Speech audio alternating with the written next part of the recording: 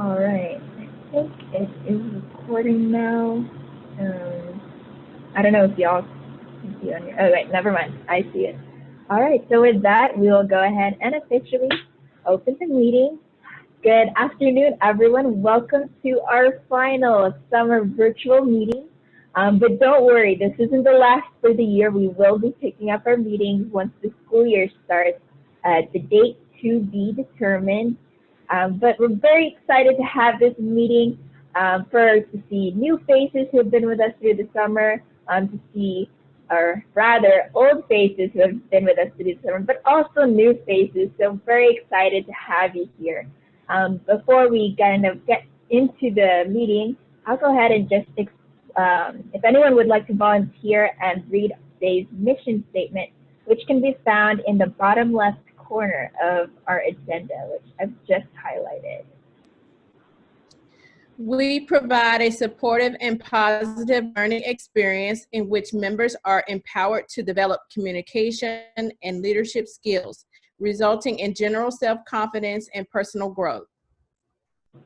Thank you, Tangela. And usually every time after someone speaks on the stage in an in-person meeting, we typically give a bit of an applause.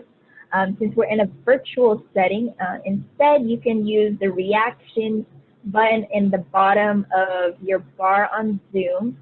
I can't see it on my end right now since I'm sharing my screen, but if there's someone who's familiar with, would like to just give a sample of that, feel free. And so that's just a way in the club to give a little bit of feedback and also to mark the transitions between speakers on the virtual stage. So with that, we will go ahead and get into the meat of the meeting, and I will introduce up to the stage our president, Slate. Thank you, Tricia. As Tricia said, I'm the current president of UGA Toastmasters. I'll also be your Toastmaster of the day today. The Toastmaster leads the meeting and makes sure it goes smoothly, make sure everything stays on track. And first, I'd just like to welcome everyone to the last meeting. Just as Tricia said, we tried out summer meetings for the first time as our club. We've never done that in the past, and with current circumstances, going online was a great opportunity to try summer meetings for the first time. So I'm very proud of everyone that we held a meeting every week on Monday, didn't miss a single meeting. So I think that deserves a huge round of applause, and I'm just really happy for everyone. And we had some new members over the summer. We have Joann, who's our area director, with us today. We also have a guest, Vidya. She can introduce herself at the end of the meeting. We give time for that. And just a few notes about the online setting. Some etiquette. Always make sure to mute yourself when you're not speaking.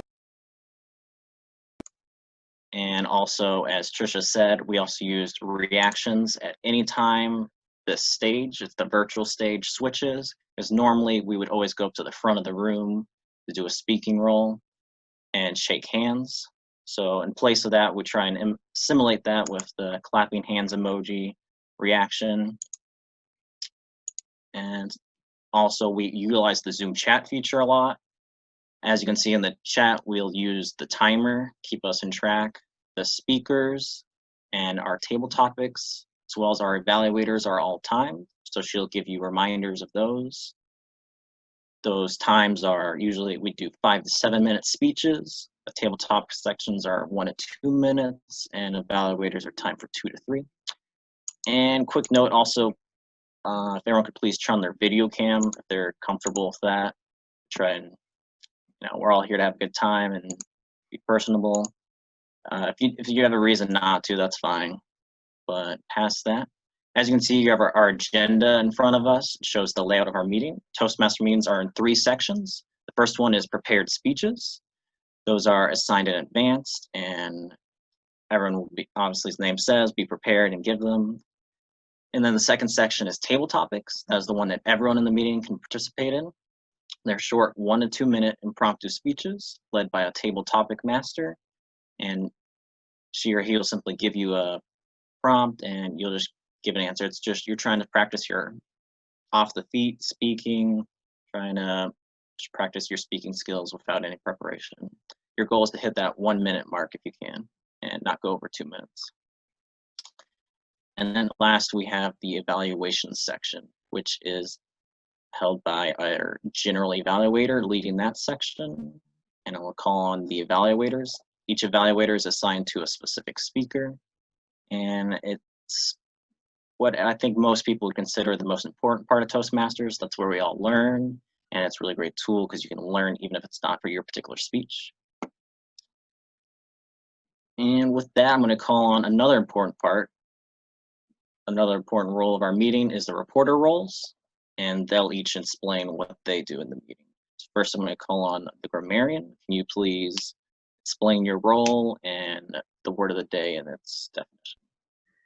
Certainly, Mr. Toastmaster, fellow Toastmasters and guests. As grammarian, it is my responsibility to pay close attention to all speakers, listening carefully to their language uses. I'll take note of any improper language as well as any outstanding words, quotes, sayings, or thoughts.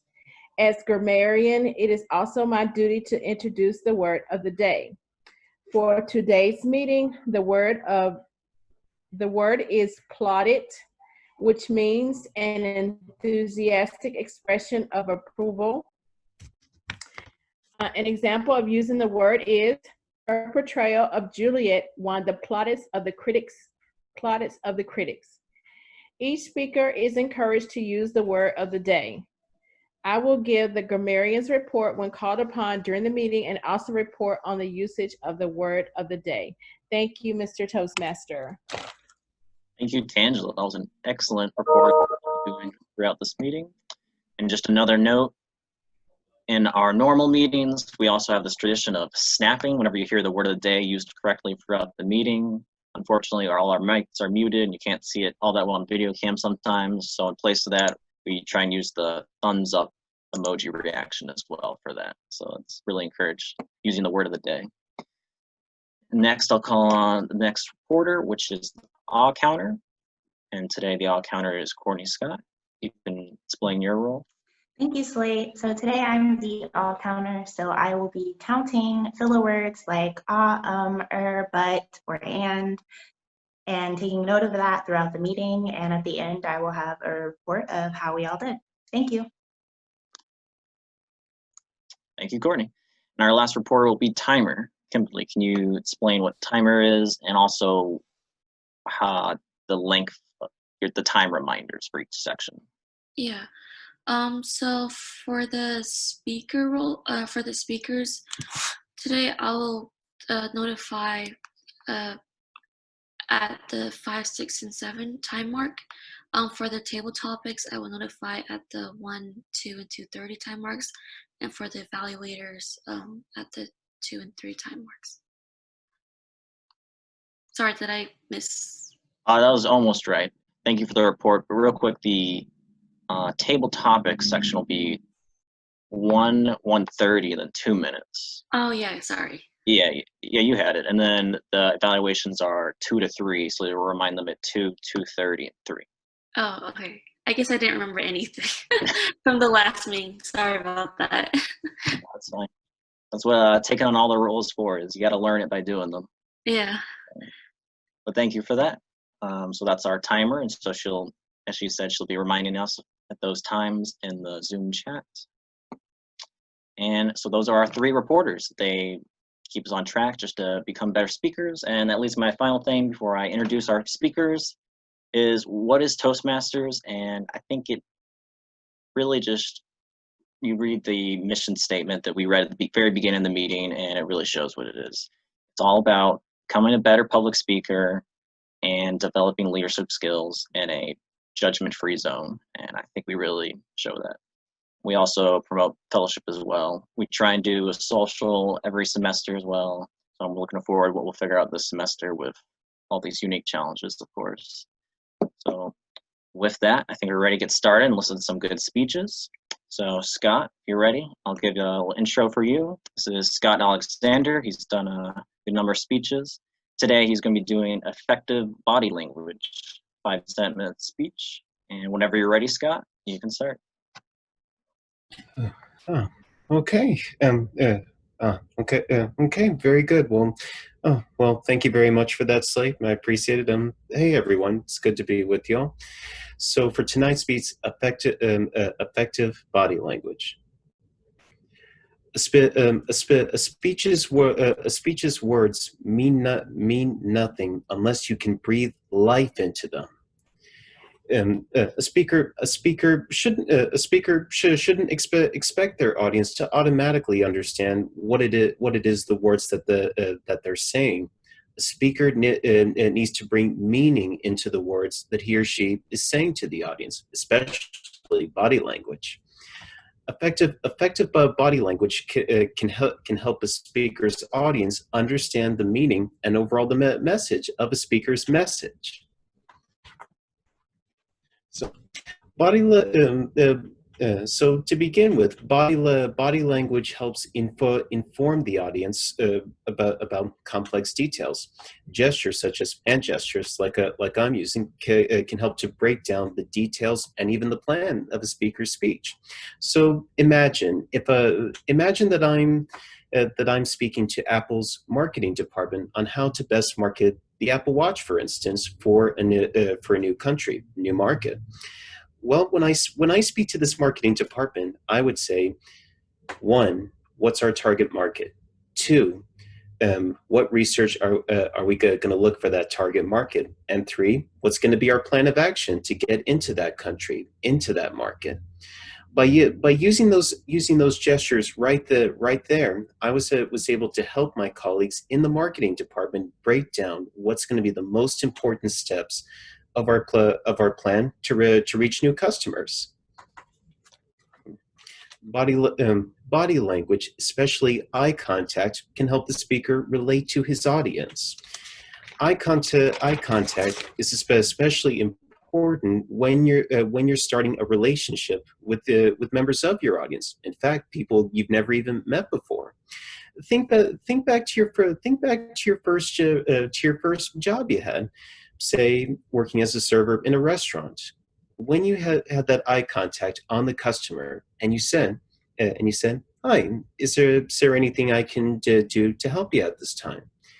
When you had that eye contact and saying those exact words, the guest felt that you were truly interested in whether they were having a good time or not at the restaurant, and because of that, a few days later, that same guest comes back wanting to see you, and therefore you get more business.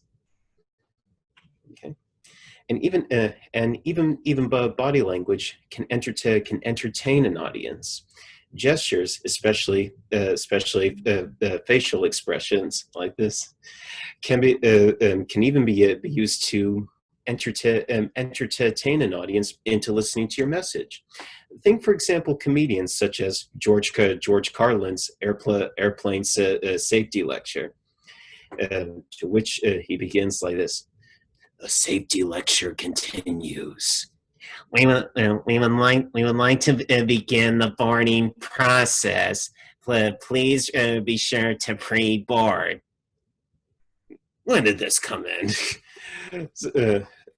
So right there, those same facial expressions he uses, and I'm sure he used in many of his skits, those expressions encourage his audience to play along with him in making fun of the people that he was referring to in his jokes. I promise I won't use his obscenities here tonight. So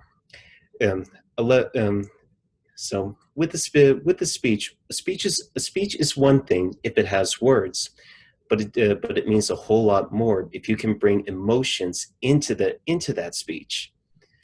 Effective body language, gestures, they can help the speaker's audience understand what that speaker's truly trying to say. Hand gestures, for instance, can help break down what a speaker is trying to say, especially if it's complex, such as bringing a new product to a new market.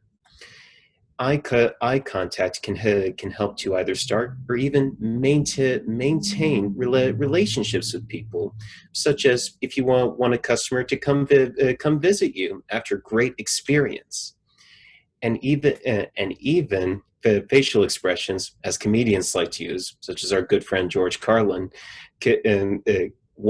encourages an audience to want more, to play along with his jokes.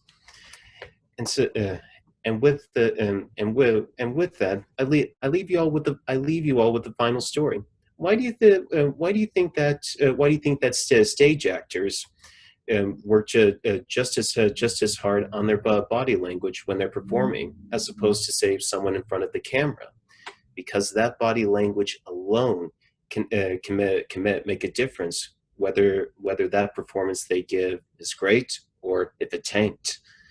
So and for that I hope I gave you all a good example of what body language can do to make a speech from a good speech even to a great speech. Thanks, you guys. Thank you, Scott. That was a great speech about effective body language. I think I learned a lot from it. And we'll now take this time to leave some feedback for Scott. So to do that, you can go to the Zoom chat, and it should be defaulted to everyone. You can click it and find Scott Alexander. And so fortunately, compared to our regular in-person meetings where we do slips of paper that can be anonymous, this will show your name, but I still think that's great to leave Scott feedback, whether you say what you really liked about your speech, what he did great, or what he could improve on or work for next time in his next speech. So again, you just go to the Zoom chat and you switch to Scott Alexander. You can leave him some feedback. We'll give a quick 30, 35 seconds to give you guys time to do that before moving on to the next part of the meeting.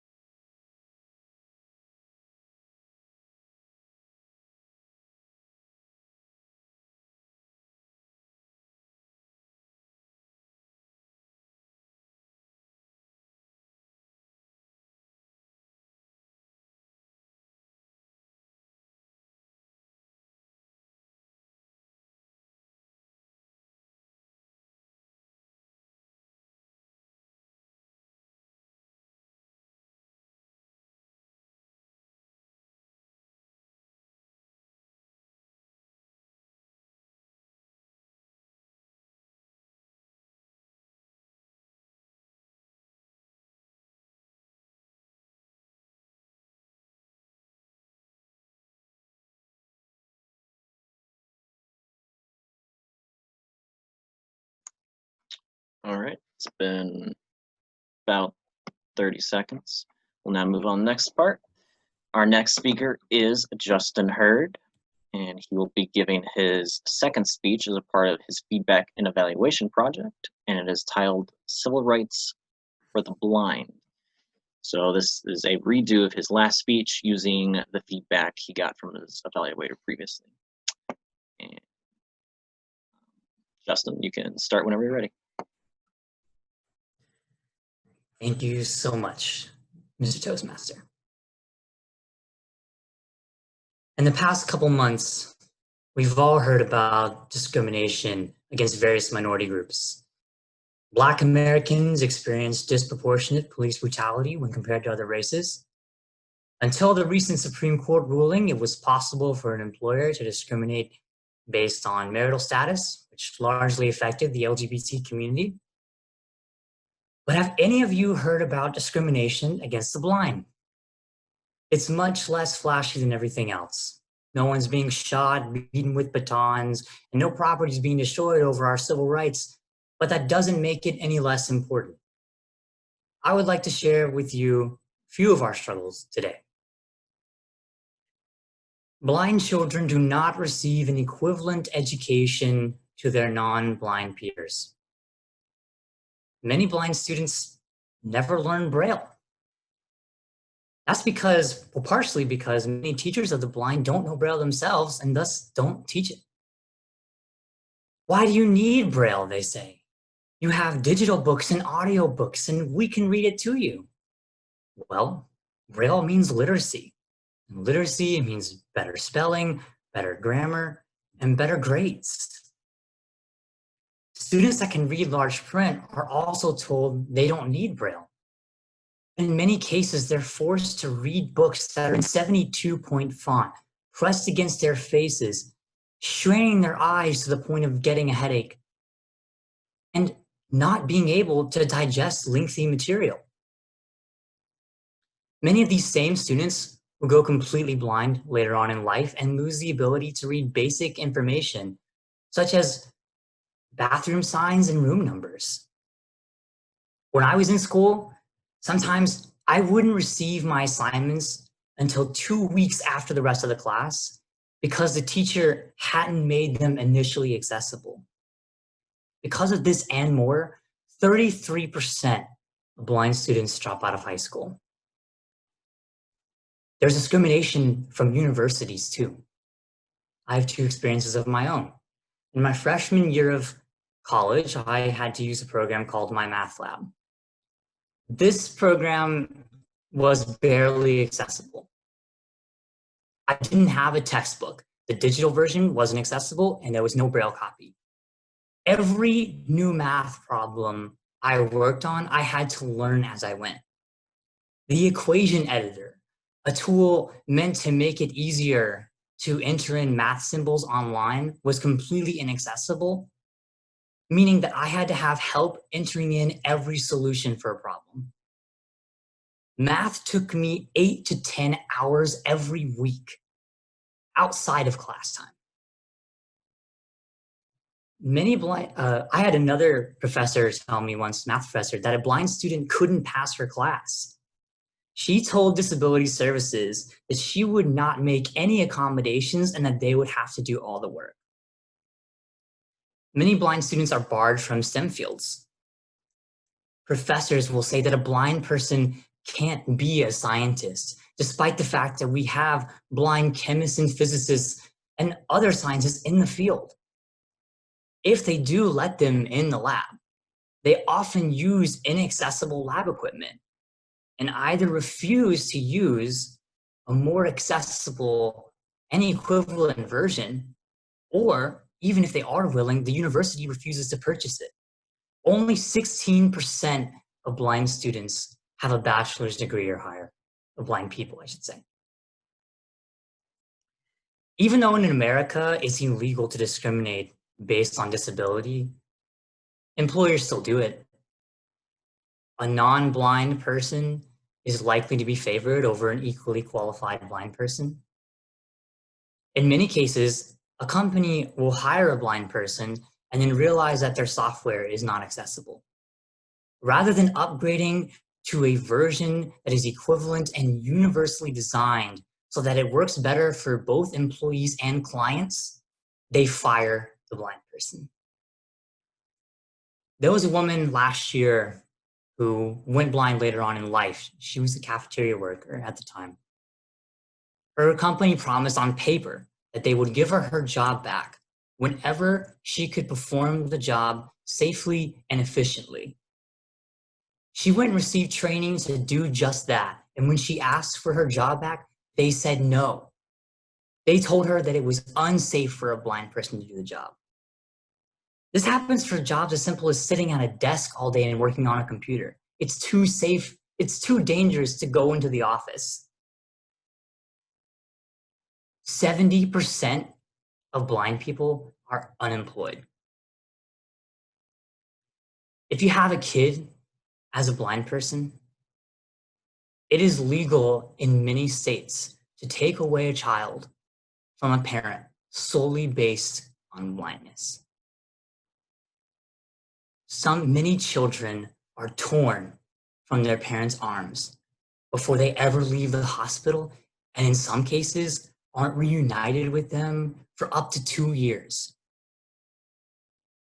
Just 3 years ago, a social worker wrote a glowing review of a parent's skills. But in the last sentence said, regardless, because she is blind, she's unfit to have custody of her child. If all of this troubles you, take heart. We, the organized blind in America, are fighting for our rights, and we can use your help. If you're interested, contact me after the meeting, and we will put you to work. I guarantee that the experience will change your life. Thank you.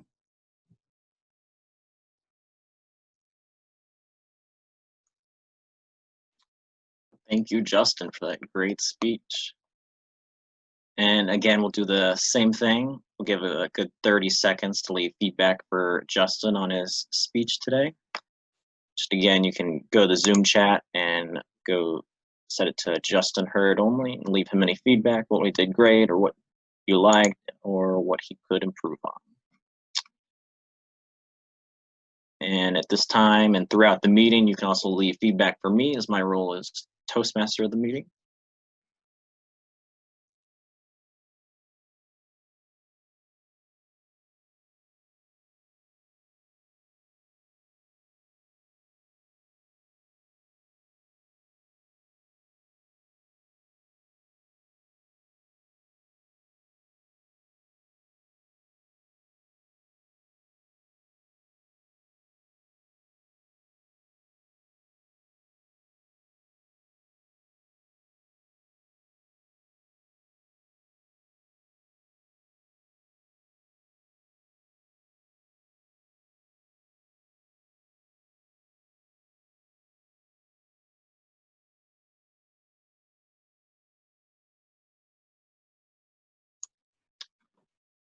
All right, move on to the next section of the meeting. I'll let the tabletop master take over. And our tabletop master today is Tricia Perez.